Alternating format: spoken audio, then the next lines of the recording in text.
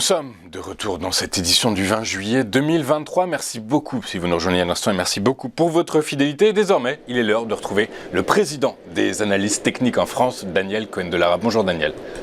Bonjour Louis-Antoine. Bonjour, merci Daniel d'être avec nous ce matin. Vous êtes donc président de l'Association française des analystes techniques, avec nous tous les jeudis matins pour nous expliquer quelles sont les valeurs qu'il faut avoir ou non en son portefeuille. Et on va commencer cette semaine, Daniel, avec le secteur de la construction.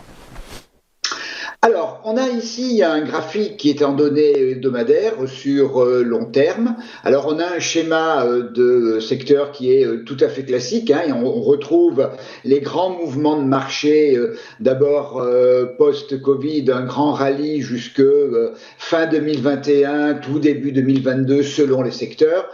Une tendance baissière qui se dessine entre donc ce début 2022 et le mois d'octobre de cette même année, et le secteur de la construction est complètement dans ce schéma avec un redémarrage.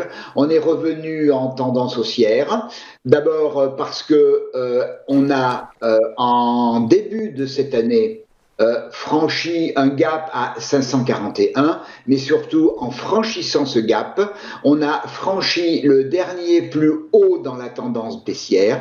Donc on a invalidé cette tendance et puis en refaisant un nouveau plus haut dans le mouvement qui a démarré début octobre, on est rentré dans un schéma haussier. Schéma haussier qui s'est développé jusqu'il y a quelques semaines à l'intérieur d'un canal haussier.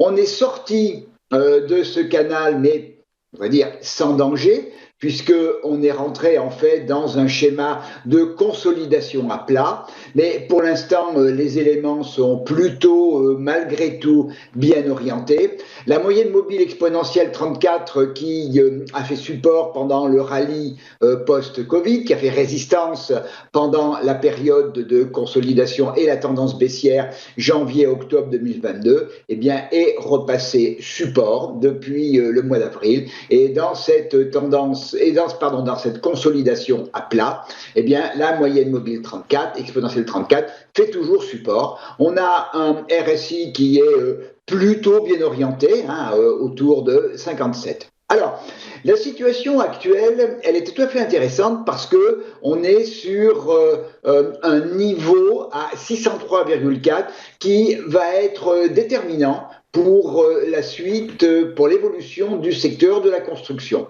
Alors ce niveau de 603,4, c'est d'abord un niveau qui a fait résistance pendant plusieurs semaines au printemps 2021, pendant le grand rallye post-Covid.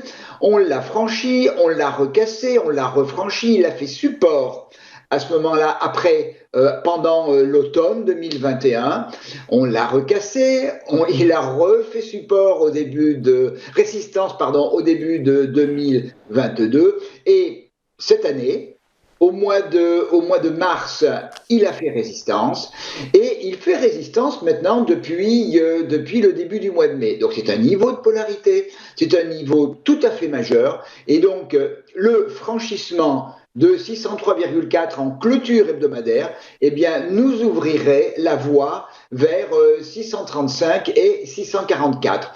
Ce qui veut dire qu'entre 603 et 635, on a quand même une zone de 5%, ce qui n'est pas négligeable, qui serait relativement libre, donc pour aller vers les sommets 635, 644.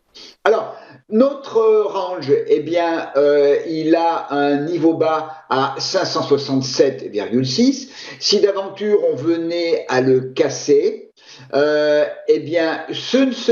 serait évidemment un mauvais signal, mais c'est la rupture de 549,5, mais surtout du gap qui est juste en dessous, autour de 542, de l'index 542. Si lui, il était cassé, tout ce mouvement haussier que l'on a depuis le mois d'octobre, lui serait invalidé. Serait invalidé, Daniel, on comprend que votre schéma est plutôt haussier sur le stock 600 construction et materials. Est-ce que c'est la même chose avec Bouygues, sur le titre de Bouygues? Alors, pour rester un instant et pour répondre à votre remarque, je suis plutôt haussier, mais c'est vraiment le franchissement de 603,4 qui donnera le tempo.